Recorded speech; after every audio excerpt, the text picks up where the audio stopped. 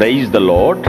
ఈ దినము కొరకు సిద్ధపరచబడిన దేవుని వాక్యము యోహాను సువార్త 8వ అధ్యాయము 31-32 వచనములు.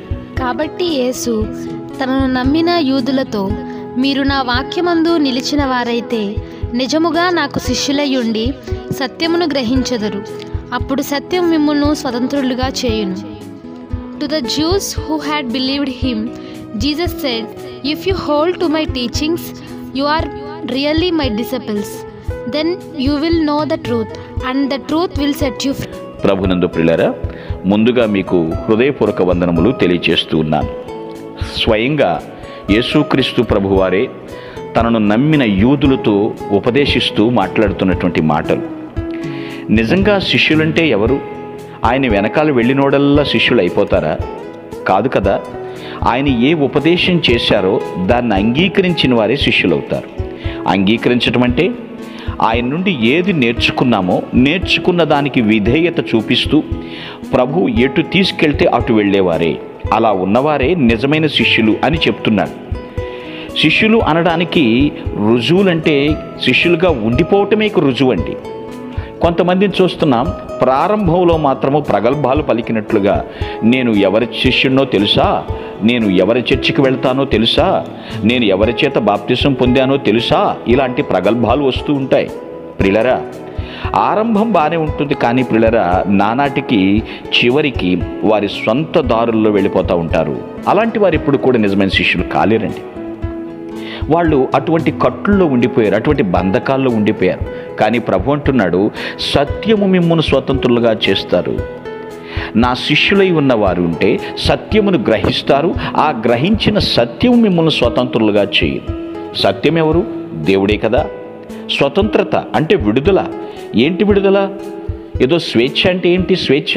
ఏదో రాజకీయ స్వేచ్ఛ కాదండి. పోనీ బానిసత్వం నుండి స్వేచ్ఛ కాదండి. పాప బంధకాల నుండి విడిపిస్తాడు. అంతేకాదు, అపరాధులము అనేటువంటి తీర్పు నుంచి విడిపించేస్తాడు. ఆ సత్యమే, ఆ ప్రభువే, నా ప్రభువే శిక్ష నుండి తప్పిస్తాడు. ఏ ధర్మశాస్త్రం అయితే మన మీద నేరం మోపుతుందో, నీవు పాపివి అని నేరం మోపుతుందో, ఆ నేరారోపణ నుంచి విడిపించేస్తాడు. మరణ భయం నుంచి విడిపించేస్తాడు. ఆస్తిపాస్తులు అనేటువంటి కట్టుల నుంచి, భవబంధాల నుంచి విడిపించేస్తాడు. ప్రియ దేవుని బిడ్డ, ఆలోచించండి.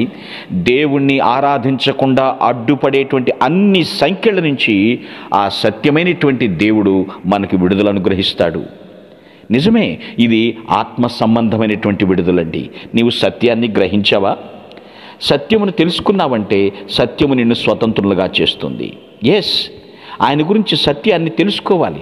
ప్రభు ఎందుకు ఈ భూమి మీదకి వచ్చాడు? ఎందుకు ఆయన ప్రాణం ఇచ్చాడు? ఆయన సాధించింది ఏంటి? ఎందుకు ఈ యొక్క తతంగం అంతా జరిగింది అనేటువంటి విషయాలు నువ్వు తెలుసుకున్నప్పుడు దేవుడు నిన్ను కూడా బానిసత్వం నుంచి విడిపిస్తాడు. సత్యమును గురించిన జ్ఞానంని నీకు అనుగ్రహిస్తాడు. ప్రియ దేవుని బిడ్డ, నీవు ఇంకా సత్యం సగమే తెలుసుకున్నావేమో. సగంతో నువ్వేమి సాధించలేవు. సత్యము గురించి సంపూర్ణంగా నువ్వు తెలుసుకోవాలి. నేనే మార్గము సత్యము జీవమై అన్నాడు. సత్యము అంటే 2 4, అది ఏ దేశానికి వెళ్ళినా మారదండి. మీరు ఏ దేశంకి వెళ్ళినా 2 4, 6 కానే కాదు ప్రియులారా. అలాగే సత్యము మారదు. సత్యము మిమ్మల్ని స్వతంత్రులుగా చేస్తుంది. కాబట్టి సత్యమును వెంబడిస్తూ నేను సత్య సాక్షిని అని సాక్ష్యం ఇవ్వండి. శిష్యులుగా పిలువబడండి. సంతోషంగా ప్రజలు, శత్రువులు కూడా నిన్ను స్వీకరిస్తారు. సంతోషంగా నువ్వు ఇచ్చే సాక్ష్యాన్ని అంగీకరిస్తారు. నీ ద్వారా వారు కూడా ప్రభు శిష్యులుగా మార్చబడతారు. అట్టి కృప దేవుడు నీకు ప్రసాదించునుగాక. ఆమేన్. మీ కొరకు ప్రార్థించుటకు మేమెల్లప్పుడూ సిద్ధం. Praise the lord. ప్రభు నామమున మీ అందరికీ వందనములు. ఈ మా సందేశముల ద్వారా మీరు ఆశీర్వదింపబడినట్లయితే మీ తోటి వారికి షేర్ చేసి దేవుని రాజ్య సువార్తలో మీరు కూడా పాలుభాగస్తులు కావాలని ఆశిస్తున్నాం. మొదటిసారిగా ఈ ఛానల్ను చూస్తున్నట్లయితే మా ఛానల్ను సబ్స్క్రైబ్ చేయండి. వీడియోలు నోటిఫికేషన్ రూపంలో పొందుటకు బెల్ బటన్ని ప్రెస్ చేయండి. God bless you.